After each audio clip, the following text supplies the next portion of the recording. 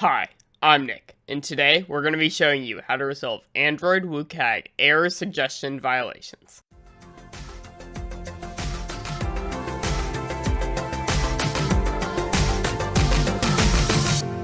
WCAG 3.3.3, titled Error Suggestions, states that if an input error is automatically detected and suggestions for corrections are known, then the suggestions are provided to the user. The intent for this success criterion is to ensure that users receive appropriate suggestions for correction to their input error if possible.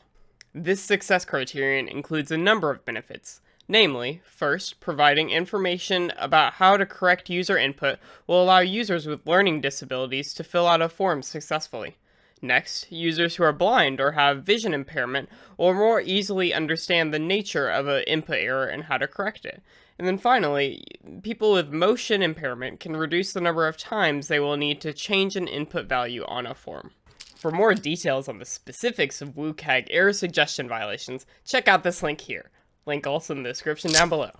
Let's go ahead and fix an error suggestion violation with the help of the Mesmer JetBrains IDE plugin. But first, if you could shake things up and like and subscribe. Here we have an error suggestion violation. Clicking on the resource ID allows us to immediately find the XML and Kotlin files responsible for this violation. Now that we've found what screen the violation is on, let's pull up our emulator to see if we can determine the source of this problem. From our emulator, we can see we're getting an error with entering our zip code. Let's try entering in a more valid zip code to see if the error can provide any helpful suggestions for resolving this. Here we've entered in a valid 9-digit zip code. Let's try validating now. Looks like we're still getting an error. Let's go in the code and see if we can fix this violation by adding a more suggestive or helpful error message. From the code, we can see that we're validating for a 5-digit, all-numeric zip code. So we'll make sure to add this suggestion within the error message. Let's rebuild our application and see what the emulator is able to show now. Now, when we try entering in our 9-digit zip code, we're notified that only 5-digit zip codes are accepted.